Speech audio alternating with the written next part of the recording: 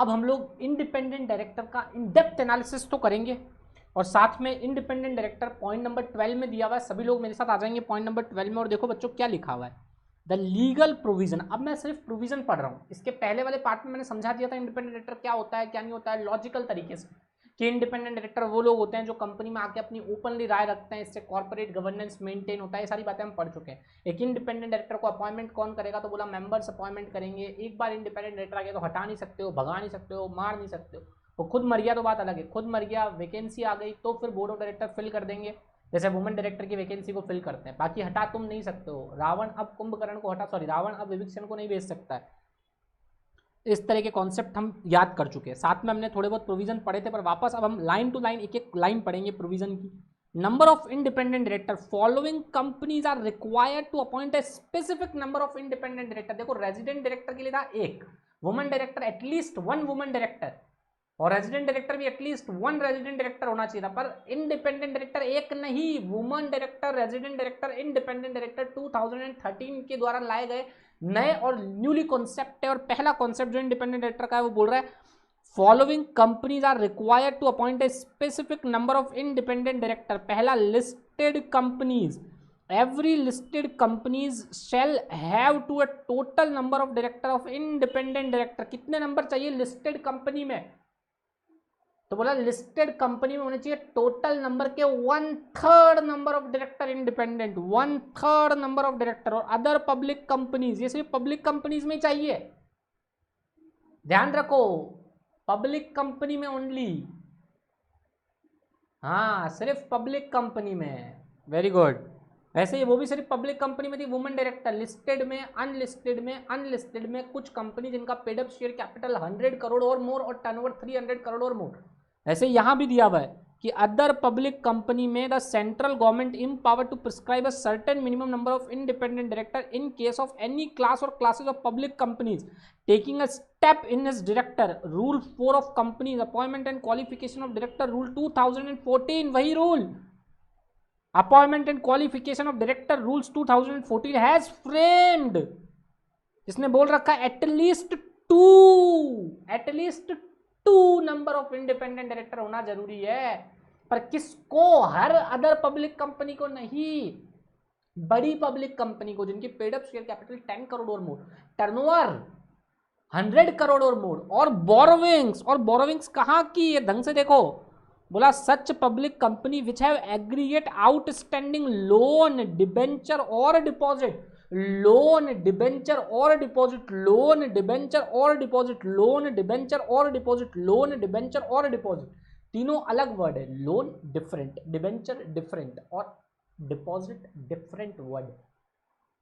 Outstanding loan मतलब मैंने loan लिया, लोन का मतलब ऑब्लिगेशन टू रिटर्न, डिपॉजिट का मतलब उन लोगों ने अपने लिए मुझे डिपॉजिट दिए, मैं उन लोगों के पैसे की रक्षा कर सकता हूँ, इसलिए उन्होंने मुझे जाके अपने पैसे को संभालने के लिए दिए, संभालने के लिए पैसे दिए, वो डिपॉजिट्स। और लोन का मतलब मैंने जानबूझ के हाथ जोड़ के लोगों के पैसे लेके आया, उसको बोलते हैं लोन। और डिबेंचर का मतलब मैंने मार्केट में डिबेंचर्स इशू किए। तो ये तीन बातें, मैंने अगर मार्केट में अपनी कोई सिक्योरिटी इशू करके पैसे लिए तो वो डिबेंचर, मैंने डायरेक्टली लोन लिया तो वो लोन, और लोगों ने मुझे अपने पैसों की रक्षा करने के लिए दिए उनको बोलते हैं डिपॉजिट्स।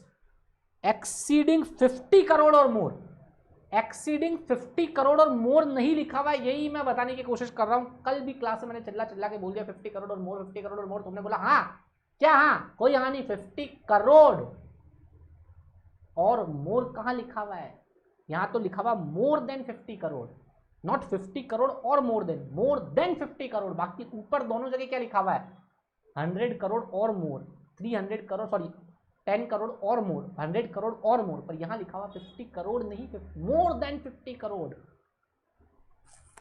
अब समझ में आई सर बात, यहाँ 50 करोड़ रुपीज लिखा हुआ और तीनों के सामने और लगा हुआ है, ये पूरी हो, ये पूरी हो, ये पूरी हो, आपको रखने पड़ेंगे इंडिपेंडेंट डायरेक्टर दो दो और दो। अगर आप पब्लिक कंपनी लिस्टेड है तो आपको रखने पड़ेंगे कितने independent director, 1/3 number of independent director. तो अब अगर मैं ऐसे बोलूं तुमको,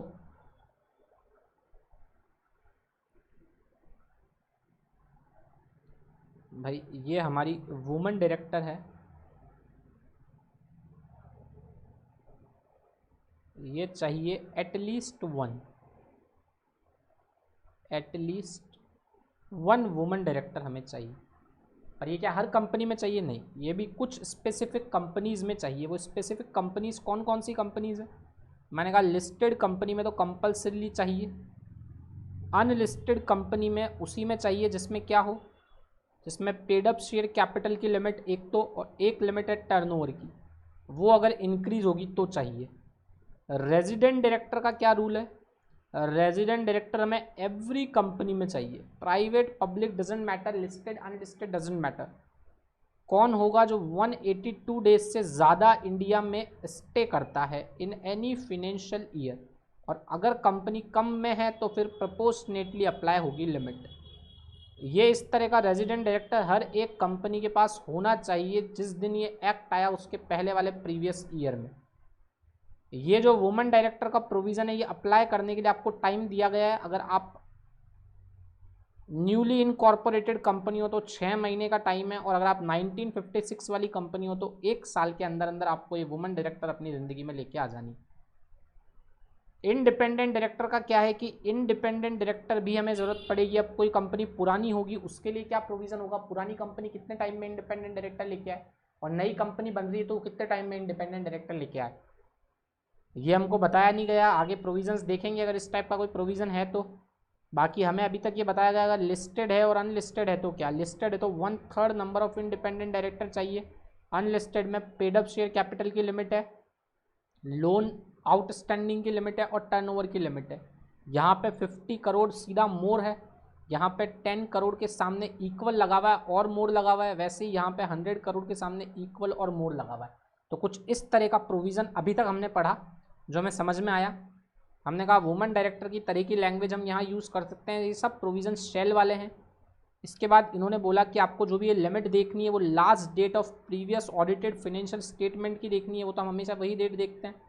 साथ में एक बात और बोल रखी है, क्या बोल रखा है, हम लोगों को बोल रखा है कि ये जो नंबर ऑफ डायरेक्टर्स आप लोग देख रहे हो ये हायर नंबर ऑफ डायरेक्टर की ज़रूरत भी पड़ सकती है अगर आप पे ऑडिट कंपनी के प्रोविज़न लागू होते हैं। ऑडिट कंपनी जहां भी बनाना जरूरी होगा वहां higher number of independent director होंगे। भले ही 149 सबसेक्शन 4 बोल रही है मुझे 1/3 और 2 चाहिए, पर ऑडिट कमेटी बोल रही है हमें half number of independent director चाहिए, तो ऑडिट कमेटी की बात मानी जाइए। अब ऑडिट कमेटी क्या है, कैसे बनती है, वो 177 और 178 में पढ़ेंगे। इसके बाद बोला अगर इनमें कोई इंटरमीडिएट वैकेंसी आ जाती है तो वो इंटरमीडिएट वैकेंसी, मैंने कहा इस वैकेंस वर्ड का मीनिंग क्या होता है, वेकेट वर्ड का मीनिंग पढ़ेंगे 161 सबसेक्शन 4 में जाके हम लोग, तो अभी मैं वेकेट वर्ड का मीनिंग नहीं बता रहा हूँ। उसके बाद बोला duration of condition after fulfilment. मैंने कहा मान लो अगर वुमेन डायरेक्टर की कंडीशन 1 साल प्रीवियस ईयर में पूरी हुई, इस साल में रखा, अगले साल इस साल वो कंडीशन फुलफिल नहीं हुई तो अगले साल रखना जरूरी है नहीं, हटा दो वुमेन डायरेक्टर को। जिस भी प्रीवियस ईयर के ऑडिटेड फाइनेंशियल स्टेटमेंट में टर्नओवर की लिमिट और पेड अप शेयर कैपिटल की लिमिट बदल जाए तब वुमेन डायरेक्टर को हटाया जा सकता है, पर इंडिपेंडेंट डायरेक्टर को नहीं हटाया जा सकता, यही बोल रहा है। क्या बोल रहा है? बोल रहा है a company which was obligated to appoint independent directors shall not be required to make such appointment it cease to fulfill any of 3 conditions relating paid up share capital, turnover and outstanding loan as laid down in a rule for 3 consecutive year. It shall again require to appoint an independent director meet any condition. अगर मान लो बाद में कोई condition वापस meet होगी तो फिर आपको अपॉइंट करना पड़ेगा, पर एक बार अपॉइंटमेंट के बाद 3 साल कॉन्जिक्यूटिव लगातार रखना जरूरी है, और ये मस्ट है, शेल है ये प्रोविजन। हर प्रोविजन में शेल वर्ड को यूज करना है, बहुत ही सिंपल प्रोविजन है। देखो तीनों डायरेक्टर में एक ही तरह की लैंग्वेज यूज हो रही है। Every company shall have board of directors consisting individual as a director. Every company नहीं लिखा हुआ, वहाँ लिखा हुआ है class of company shall have in a board at least 1 women director in a board. Such class और classes of companies means every listed company. Resident director में लिखा हुआ है every company shall have at least 1 resident director. What do you mean to से resident director? Previous year stay 182 days से ज्यादा, उसको बोलेंगे रेजिडेंट डायरेक्टर। वैसे इंडिपेंडेंट डायरेक्टर हर कंपनी में जरूरी नहीं है, हर कंपनी में जरूरी नहीं है, सिर्फ उन्हीं कंपनीज में जरूरी है जो लिस्टेड है और जो अनलिस्टेड है पर जिनकी paid up share capital, turnover और ये सब बढ़ चुके हैं। रेजिडेंट डायरेक्टर का प्रोविजन क्यों दुनिया में लाए, क्यों इंडिपेंडेंट डायरेक्टर का प्रोविजन दुनिया में लाया, और क्यों वुमन डायरेक्टर का प्रोविजन लाया। वुमन डायरेक्टर, नारी शक्ति जिंदाबाद।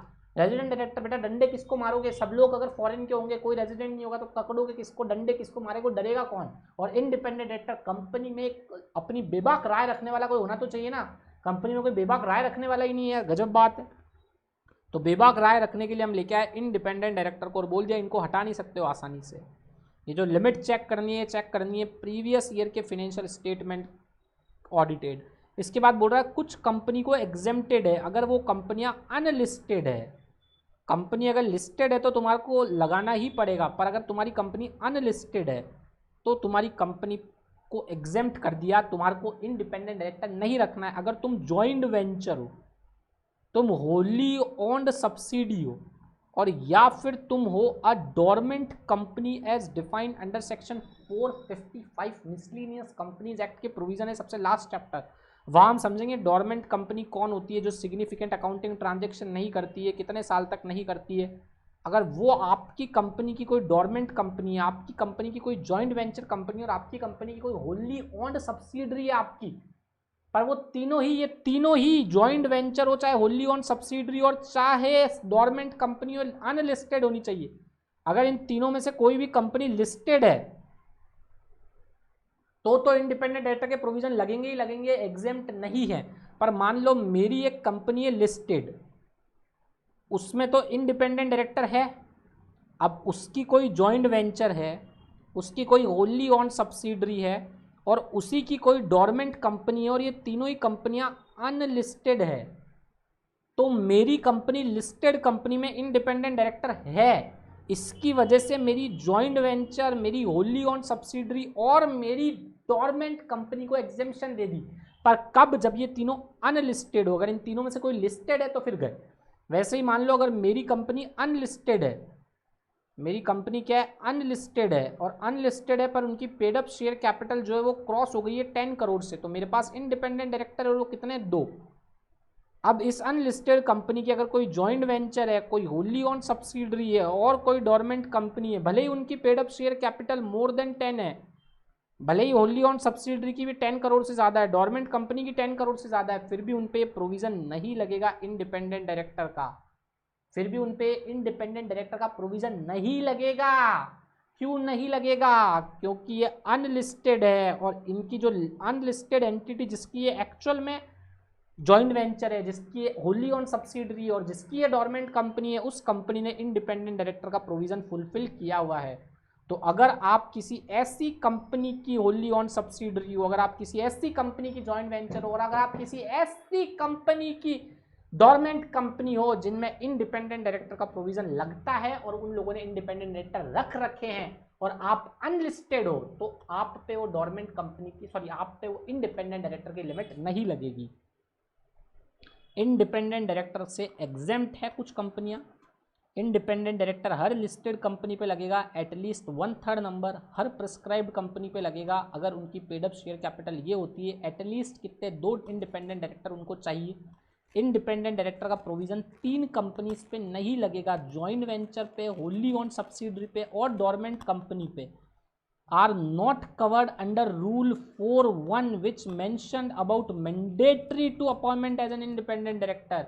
अगर ये तीनों अनलिस्टेड है तो इन पे नहीं लगेगा, भले ही इनकी paid up share capital 10 crore से ज़्यादा है, इनकी बोरोविंग्स 50 करोड़ से ज़्यादा है और इनका टर्नओवर 100 करोड़ से ज़्यादा है। बिकॉज ऑफ दैट ये उस एंटिटी के जॉइंट वेंचर हैं, ये उस एंटिटी के होली ओन्ड सब्सिडरी है, ये उस एंटिटी के डोरमेंट कंपनीज हैं जिसने इंडिपेंडेंट डायरेक्टर की कंडीशन को मीट आउट कर रखा है, उसने अपनी कंपनी में इंडिपेंडेंट डायरेक्टर रख रखे हैं, तो उन पे ये लिमिट अप्लाई नहीं होगी। उन लोगों को रिलैक्सेशन दिया हुआ है, मतलब एक ही जगह विभिक्षण नहीं होगा। अगर आपकी बड़ी कंपनी में विभिक्षण है तो फिर इन 3 कंपनीज में अगर विभिक्षण नहीं भी है और ये अनलिस्टेड है, पब्लिक का पैसा ही लगा हुआ नहीं है, ये पब्लिक में से किसी सीता माता का हरण करने लायक आदमी नहीं है, बिकॉज ये पब्लिक में जाता ही नहीं है, तो प्राइवेट कंपनी, घर घर के लोग मिलके खेल रहे हैं। तो अगर घर घर के लोग मिलके खेल रहे हैं और उसमें भी घर घर के लोगों में भी अपने बड़ा वाला जो घर है इनका, जिसमें 10 करोड़ 100 करोड़ का टर्नओवर है, उन लोगों ने वैसे ही अपॉइंट कर लिया, तो फिर क्या मतलब। फिर हमने कहा छोड़ो इन जॉइंट वेंचर्स को, इन होली ऑन सब्सिडरी को। होली ऑन का मतलब 100%, तो मतलब मैं बोलूँ मैं अनलिस्टेड हूँ और मेरे पास paid up share capital 100 crore है और मैंने इंडिपेंडेंट डायरेक्टर रख लिया और मेरी 100% होली ऑन सब्सिडरी का मतलब 100% इन्वेस्टमेंट अगर मेरा किसी और कंपनी में है, और अगर वो नहीं रख रही तो क्या फर्क पड़ता है, हम दोनों तो एक जिस्म दो जान है। और डोरमेंट कंपनी तो अभी तक एग्जिस्टेंस में नहीं है, वो वर्किंग ही चालू नहीं किया उसने, और जिस कंपनी ने अभी तक वर्किंग चालू नहीं किया उस कंपनी पे क्या प्रोविजन लगा। और जॉइंट वेंचर का मतलब जो हमारे साथ काम कर रही है, तो एक को पकड़ लिया तो दूसरा वैसे ही पकड़ में आ गया। तो इसलिए इन लोगों को रिलैक्सेशन दी गई है रूल 4(1) से।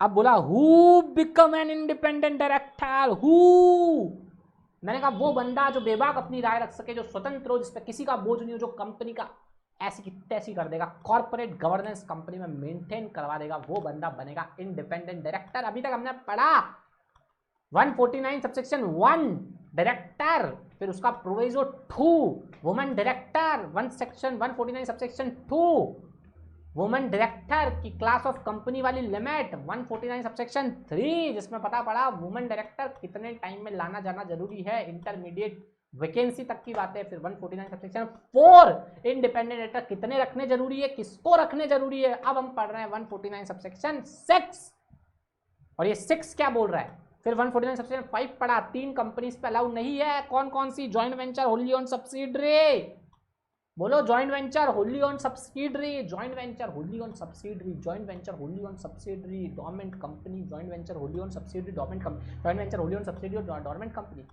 Independent director, class of company shall appointed independent director, class of companies, class और classes of companies mention in rule 4(1) appointed shall be appointed in a board independent director. तो क्लास ऑफ कंपनीज में कौन कौन सी class of companies, अब तुम खुद provision बना रहे हो, क्लास ऑफ कंपनीज में ये कंपनीज आएगी, फिर उन कंपनीज में 1/3 नंबर ऑफ डायरेक्टर, किसी में 2 नंबर ऑफ डायरेक्टर इंडिपेंडेंट होने चाहिए। अगर आपके साथ ऑडिट कमेटी की लिमिट लगती है तो ऑडिट कमेटी का प्रोविजन माना जाएगा। उसके बाद हमने पढ़ा कि इंडिपेंडेंट डायरेक्टर, जो ये बंदा इंडिपेंडेंट डायरेक्टर है, ये कुछ कंपनीज को अपनाना जरूरी नहीं है, उसको लाना जरूरी नहीं है, वो है joint venture, wholly owned subsidiary. वो लिमिट कब चेक करनी है, अगर इसमें कोई इंटरमीडिएट वैकेंसी हो जाती है तो वुमन डायरेक्टर की तरह उसको भरना पड़ेगा। क्या बोर्ड उसको हटा सकता है? ना, बोर्ड में वो दम नहीं है। बोर्ड का हटाना भी वैकेंसी कहलाता है, क्योंकि वैकेंसी का मतलब मैंने बताया ही नहीं है। वैकेंसी का मतलब हम लोग पढ़ेंगे कहाँ पे भाई, वैकेंसी का मतलब हम लोग कहाँ पढ़ेंगे, बोलो रे बोलो, बोलो रे बोलो, बोलो रे बोलो, कोई तो बोलो। वैकेंसी का मतलब हम लोग पढ़ेंगे 161 सबसेक्शन 4 में। अब who become of independent director, कौन इंडिपेंडेंट डायरेक्टर बन सकता है। मैंने कहा वो बंदा इंडिपेंडेंट डायरेक्टर बनेगा स्वतंत्र है। अरे स्वतंत्र कौन होता है, स्वतंत्र कौन होता है, कौन स्वतंत्र? वो बंदे होंगे जो 149 सबसेक्शन 6 में डिफाइंड है, वो हर आदमी स्वतंत्र कहलाएगा। स्वतंत्र, स्वतंत्र और स्वतंत्र, कौन कहलाएगा स्वतंत्र? वो कहलाएगा स्वतंत्र जो 149 सबसेक्शन 6 में मेंशन है। हमने कहा okay, in relation to a company and independent director means other than managing director. ओहो ओहो ओहो, मतलब मैनेजिंग डायरेक्टर को इंडिपेंडेंट डायरेक्टर नहीं बोलेंगे, होल टाइम डायरेक्टर को इंडिपेंडेंट डायरेक्टर नहीं बोलेंगे, और नॉमिनी डायरेक्टर को भी इंडिपेंडेंट डायरेक्टर नहीं बोलेंगे। सर ये क्या होता है मैनेजिंग डायरेक्टर, क्या होता है होल टाइम डायरेक्टर, और क्या होता है नॉमिनी डायरेक्टर? मैंने बता दिया होल टाइम डायरेक्टर का मतलब क्या होता है, जो पूरे दिन कंपनी की day to day business activity को संभालता है। मैनेजिंग डायरेक्टर भी कुछ ऐसा ही होता है जो डे टू डे वर्किंग में पार्टिसिपेट करता है। तो ये दोनों ही लोग तो कंपनी के अंदर पार्टिसिपेट कर रहे हैं, कंपनी से जुड़े हुए लोग हैं, डेली कंपनी में आते हैं, कंपनी का वर्क करते हैं, यही लोग तो है। अरे इन्हीं पे नियंत्रण करने तो लाया जा रहा है इंडिपेंडेंट डायरेक्टर को, तो यही लोग इंडिपेंडेंट डायरेक्टर बन जाएंगे। ना ना ना, ऐसा हो ही नहीं सकता है। पहली लाइन ये लिखी हुई, in relation to a company and independent director means director other than managing director, whole time director और nominee director and who fulfil following condition. पहली बात तो मेरे चरित्र पे कोई दाग नहीं होना चाहिए, मैं मैनेजिंग डायरेक्टर नहीं होना चाहिए कंपनी का, मैं कंपनी का होल टाइम डायरेक्टर नहीं हूं, और मैं कंपनी का नॉमिनी डायरेक्टर नहीं हूं, तो मैं जाके कंपनी का इंडिपेंडेंट डायरेक्टर बन सकता हूं। सर कोई भी बन सकता है? हाँ बन सकता है, कोई भी। क्या सर आप भी बन सकते हो इंडिपेंडेंट डायरेक्टर? हाँ, एज सीए फाइनल स्टूडेंट आप भी एक कंपनी का इंडिपेंडेंट डायरेक्टर बन सकते हो, बस आप में 149 सबसेक्शन 6 के गुण होने चाहिए। क्या बात है। मतलब मैं रिलायंस का इंडिपेंडेंट डायरेक्टर, हाँ तू सीए फाइनल स्टूडेंट अंकित, तो तू बनेगा रिलायंस का डायरेक्टर। सर मैं कैसे बन सकता हूँ? अरे अंकित बनने के लिए 149 सबसेक्शन 6 के प्रोविजन फॉलो कर। सर क्या मतलब, तू किसी रिलायंस की कंपनी में मैनेजिंग डायरेक्टर है? तूने कहा नहीं। क्या होल टाइम डायरेक्टर है? ना, मैं होल टाइम डायरेक्टर ना ना ना, मैं पढ़ रहा हूँ पढ़ते समय कोई डायरेक्टरशिप नहीं होल्ड कर रखी मैंने। तू नॉमिनी डायरेक्टर है ना। नॉमिनी डायरेक्टर कौन होता है? नॉमिनी डायरेक्टर मतलब इसको सेंट्रल गवर्नमेंट अपने बिहाफ पे अपॉइंट करती है। सर ऐसा क्यों करती है? बिकॉज तुमने बैंक से लोन ले रखा है और तुम बैंक का पैसा उड़ा रहे हो, विजय माल्या बनोगे, तो तुम्हें विजय माल्या नहीं बनने देंगे। तुम्हारे को एक डायरेक्टर हमारा भी अपॉइंट कर देगा, सेंट्रल गवर्नमेंट बोल रही है। उससे क्या होगा? अब हमारा डायरेक्टर ध्यान रखेगा कोई भागा तो नहीं, कोई भागा तो नहीं, कोई पैसे का झोलमाल तो नहीं हो रहा, इसलिए। तो नॉमिनी डायरेक्टर इंडिपेंडेंट डायरेक्टर नहीं बन सकता। तो अगर हम कंपनी के मैनेजिंग डायरेक्टर है, अगर हम कंपनी के होल टाइम डायरेक्टर है और अगर हम एक कंपनी के नॉमिनी डायरेक्टर है तो हम इंडिपेंडेंट डायरेक्टर नहीं बन सकते, नहीं बन सकते, नहीं बन सकते। ओके ओके फाइन सर, समझ गए। साथ में अंकित तुझे ये कंडीशन भी फुलफिल करनी पड़ेगी, who in opinion of board is a person of integrity, expertise and experience होना चाहिए अंकित तेरे अंदर। क्या 3 वर्ड लिखे हुए? इंटीग्रिटी, ईमानदारी। अंकित ईमानदारी यहां होनी चाहिए तेरे। सर मैं पूरा ईमानदार हूं, आप क्या बात कर रहे हो? ईमानदारी की मेरे मिसाल दी जाती है मेरे गांव में। हर कोई इंडिपेंडेंट डायरेक्टर नहीं बन सकता। मैंने उस दिन की क्लास में बताया था, इंडिपेंडेंट डायरेक्टर कॉर्पोरेट गवर्नेंस लाएगा, बेबाक बोलेगा। रावण की सभा में विभीषण चिल्ला चिल्ला के बोलेगा इस बार किसी सीता मां का हरण नहीं होगा, क्योंकि विभीषण हर सभा में मौजूद रहेगा। पर वो हर सभा बड़ी सभा होगी जहां पे हरण होने की कोशिश की जा सकती है। जो हरण कर ही नहीं सकते, जिनकी औकात ही नहीं है भगवान के दर्शन करने की, वो क्या लोग हरण करेंगे? उन लोगों में कोई इंडिपेंडेंट डायरेक्टर नहीं चाहिए। जहां हरण होने की संभावना होगी वहां इंडिपेंडेंट डायरेक्टर होगा। और इंडिपेंडेंट डायरेक्टर वो कहां कहां हरण होने की संभावना हो सकती है? लिस्टेड एंटिटी, अनलिस्टेड में 3, अनलिस्टेड भी पब्लिक सिर्फ ओनली, अनलिस्टेड प्राइवेट नहीं, अनलिस्टेड पब्लिक ओनली, और पब्लिक में भी सिर्फ 3 और 3। पब्लिक कौन होती है? जिसमें 7 मेंबर्स की जरूरत होती है, जिसमें 3 डायरेक्टर की जरूरत होती है। याद आ गया सब? वही पब्लिक कंपनी जो मैंने बताया था पिछली क्लास में। यहां पर चाहिए हमें, जहां पर paid up share capital 10 crore और मोर, जहां पर टर्नओवर 100 करोड़ और मोर, और जहां पर outstanding loan, debenture and deposit. What is the difference between loan, deposit and debentures? 50 crore से ज्यादा, more than 50 crore, exceeding 50 crore, ये अलग टाइप की लिमिट है।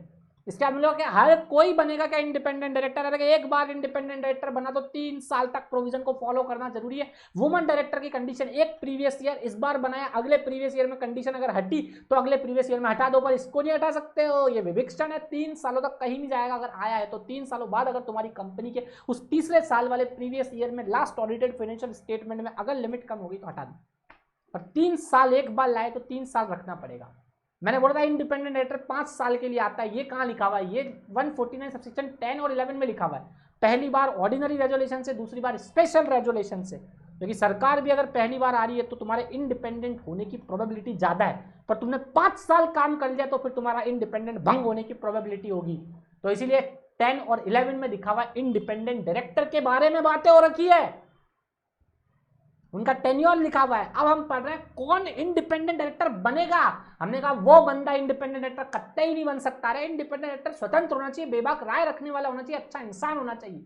और ये managing director, whole time director और नॉमिनी डायरेक्टर इंडिपेंडेंट डायरेक्टर नहीं बन सकते। अंकित अगर तू ये है तो नहीं बन पाएगा रिलायंस का इंडिपेंडेंट डायरेक्टर। अंकित ने कहा मैं ये हुई नहीं। हमने कहा अच्छा अच्छा, फिर तू कौन है? अंकित इसके साथ तेरे पास इंटीग्रिटी होनी चाहिए, तेरे पास एक्सपर्टाइज नॉलेज होनी चाहिए, और अंकित साथ में तेरे पास एक्सपीरियंस होना चाहिए। अंकित ने कहा सर क्या बात कर रहे हो? हमारे इंटीग्रिटी, मेरे गांव में मेरी इंटीग्रिटी की मिसाल दी जाती है। मेरे एक्सपीरियंस, गांव में लोग चिट्ठी लिखवाने मुझसे आते हैं। गांव में कभी भी किसी को प्रेम पत्र लिखवाना हो तो गांव की उस अनपढ़ पॉपुलेशन में मैं चिट्ठी लिखता था सर पहले। अब मेरे गांव की पॉपुलेशन में बहुत ज्यादा एजुकेशन आई है, क्योंकि मैंने उनको एजुकेशन दी। आज वो अपना प्रेम पत्र खुद लिखते हैं, पर उस जमाने में, जिस जमाने में उनके पास एजुकेशन नहीं थी, मैं प्रेम पत्र लिखता था। ये मेरे पास एक्सपर्टाइज है और एक्सपीरियंस। मैंने प्रेम पत्रों को 50-50 साल तक लिखा है। अंकित फिर तेरी उम्र क्या है? सर उम्र पे मत जाओ, उम्र तो अभी हम बच्चे हैं, अभी मैं जवान हूँ। 50 साल मैंने प्रेम पत्र लिखे हैं। इंटीग्रिटी है मेरे पास एक्सपीरियंस है और मेरे पास एक्सपर्टाइज है। इंटीग्रिटी, गांव में मेरी ईमानदारी की मिसाल दी जाती है, क्योंकि मैंने आज तक प्रेम पत्र में जो सामने वाले ने बोला वही लिखा है, कुछ अपने मन से नहीं लिखा है। वेरी गुड, तो ईमानदार है अंकित। एक्सपर्टाइज, तेरे गांव में जब कोई प्रेम पत्र लिखना नहीं जानता तब तू लिखना जानता था। वाह वाह, तू एक्सपर्टाइज भी है अंकित तेरे पास। और अंकित तू एक्सपीरियंस होल्डर है, 50 साल से तू प्रेम पत्र लिख रहा है। वाह वाह वाह वाह अंकित, फिर तू रिलायंस का डायरेक्टर तो नहीं बन सकता, तू प्रेम की नैया है राम के भरोसे या प्रेम की नैया है अंकित के भरोसे उस कंपनी का डायरेक्टर बन सकता है अंकित।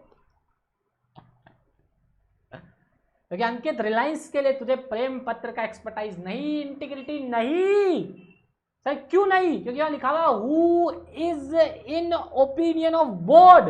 अरे रिलायंस के बोर्ड में जो लोग बैठे हैं उनका ओपिनियन में भी तू इंटीग्रिटी और एक्सपर्टाइज और एक्सपीरियंस होना चाहिए। मतलब सर ये तीनों ही वर्ड्स उनके बोर्ड पे डिपेंड करते हैं। बिल्कुल सही पकड़े हो।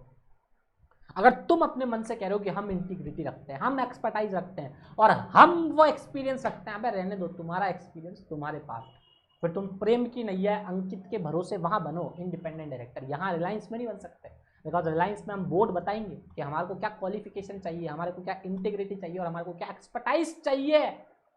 तुमने कह दिया नहीं नहीं एक्सपर्टाइज है हमारे पास तो इंटीग्रिटी है, देखो ईमानदार अंकित। बेटा अंकित relax. As per the notification dated June 2015, in case of government company, the word of board shall be substituted a ministry of central government which is administratively in charge of a company or case may be of a state government। बेटा वही बोल रखा है कि जहां यहाँ board word लिखा हुआ है, मतलब तुम्हारा बोर्ड का ओपिनियन होना चाहिए, तुम्हारी अपनी मर्जी से बातें नहीं होनी चाहिए। मतलब पहली बात, तुम्हारा मैनेजिंग डायरेक्टर नहीं होना, तुम होल टाइम डायरेक्टर नहीं होना, और तुम क्या नहीं होना? अरे managing director, whole time director और मेरे भैया तुम क्या नहीं होना? सर हम नहीं होना managing director, whole time director, nominee director, साथ में हमारे पास इंटीग्रिटी होनी चाहिए। पर in opinion of board a person of integrity, expertise और एक्सपीरियंस है, तीनों है। प्रेम की नहीं है, अंकित के भरोसे में नहीं है। आगे second, who is or was not a promoter of a company or its holding subsidiary or associate company, who is not a relative of promoter or a director in a company holding subsidiary or associate, who is or was is मतलब अभी और was मतलब पहले नहीं था। तो promoter अंकित ना तू होल टाइम डायरेक्टर था, ना तू ना तू होल टाइम डायरेक्टर है, ना तू मैनेजिंग डायरेक्टर है, और ना ही तू क्या है अंकित, नॉमिनी डायरेक्टर। तो तू बन सकता है। तूने कहा तेरे पास इंटीग्रिटी है, हाँ तेरे पास इंटीग्रिटी है, तेरे पास नॉलेज है, एक्सपर्टाइज है। हम बोर्ड ने कहा क्या एक्सपर्टाइज है यार इस बंदे के पास, खतरनाक। रिलायंस को पसंद आ गया तेरा इंटीग्रिटी, तेरा एक्सपीरियंस और तेरी एक्सपर्टाइज। पर फिर तूने कहा मैं तो रिलायंस का प्रमोटर था कोई जमाने में, रिलायंस का नहीं, मैं उसकी सब्सिडरी का प्रमोटर था, या हूँ या था। मैं आज अगर डायरेक्टर बनने जा रहा हूँ, मैं 2019 में प्रमोटर नहीं होना चाहिए हूँ, मैं 2019 में अभी प्रमोटर नहीं होना चाहिए हूँ, 2018 में प्रमोटर, 17, 16 कभी मैंने प्रमोटर नाम का वर्ड रिलायंस में होल्ड नहीं किया, ना रिलायंस में, ना उसकी होल्डिंग कंपनी में, ना उसकी सब्सिडरी में, ना उसके एसोसिएट में, ना खुद रिलायंस में, ना उसकी होल्डिंग में, ना उसकी सब्सिडरी में, ना उसकी एसोसिएट में, और ना ही मैं रिलायंस कंपनी के प्रमोटर, रिलायंस कंपनी के होल्डिंग के प्रमोटर, रिलायंस कंपनी के सब्सिडरी के प्रमोटर, रिलायंस कंपनी के एसोसिएट के प्रमोटर और रिलायंस कंपनी का खुद का प्रमोटर या उसके डायरेक्टर का कोई रिलेटिव भी नहीं हूं मैं अंकित। तो ना रिलेटिव होना चाहिए प्रमोटर का और डायरेक्टर का, प्रमोटर का और डायरेक्टर का नहीं होना चाहिए अभी। हु इज और वॉज नहीं लिखा हुआ है, इसका मतलब अभी कंटिन्यूअस जो चल रहा है, वर्तमान। वॉज मतलब भूतकाल और विल मतलब फ्यूचर। इज मतलब जो चल रहा है, बस उस समय। अगर मैं 19 में बनने जा रहा हूं और मैं 19 में रिलेटिव हूं किसी प्रमोटर का, या मेरा कोई प्रमोटर अंदर है मैं उसका रिलेटिव हूं, मेरा कोई डायरेक्टर अंदर है उसका रिलेटिव हूं, मैं पहले था, मेरा रिलेटिव पहले प्रमोटर था, मतलब मैं रिलेटिव हूं उस प्रमोटर का जो पहले था 2018 में, कोई बात नहीं। मैं उस डायरेक्टर का रिलेटिव जो 2018 में तुम्हारा डायरेक्टर था, कोई फर्क नहीं पड़ता। हु इज और ऊपर लिखा हुआ हु इज और वॉज, मतलब आज हमने दूसरी चीज समझी है। हु इज का मीनिंग, हु वॉज का meaning in opinion of board के हिसाब से तुम्हारे में इंटीग्रिटी, ईमानदारी, एक्सपर्टाइज और एक्सपीरियंस होना चाहिए। 3 वर्ड, इंटीग्रिटी, एक्सपीरियंस और एक्सपर्टाइज। ऐसे ही 3 वर्ड ऊपर, कौन कौन से 3 वर्ड? लोन, डिबेंचर और deposit. Who is not a promoter of company holding subsidiary, who is और वॉज, और सिर्फ who is relative of promoter और director of a company holding subsidiary और associate. Third clause who has और had no pecuniary relationship. ओहो third, उसके बाद sir fourth, fifth, six. क्या कह रहे हो सर, इतने सारे पॉइंट पढ़ाओगे? अब तो हमें 6 पॉइंट सर, टोटल 6 पॉइंट है, 6 है पूरे के पूरे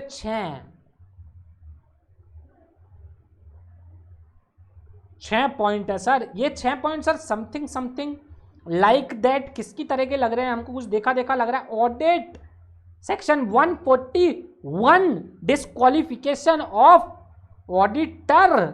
वैसे ही इंडिपेंडेंट डायरेक्टर बनने के लिए ये होना चाहिए, ऑडिटर बनने के लिए वो होना चाहिए, बिकॉज ऑडिटर का स्वतंत्र होना जरूरी है। ऑडिटर की स्वतंत्रता देखी जाती है कंपनी का। तुम क्या नहीं हो, कंपनी में कोई रिलेटिव नहीं है, तुम कोई इंडेटनेस नहीं है, वो आगे आने वाला है, इंडेटनेस वगैरह वगैरह। तुम कंपनी के एम्प्लॉय नहीं हो, तुम कंपनी के डायरेक्टर नहीं हो। वहां भी कुछ ऐसा ही लिखा हुआ है, वैसे यहाँ भी लिखा हुआ है। ये प्रोविजन और वो प्रोविजन साथ में कंबाइंड करके एक चार्ट बना लेना, ताकि तुम्हें वो भी याद हो जाए और ये भी याद हो जाए।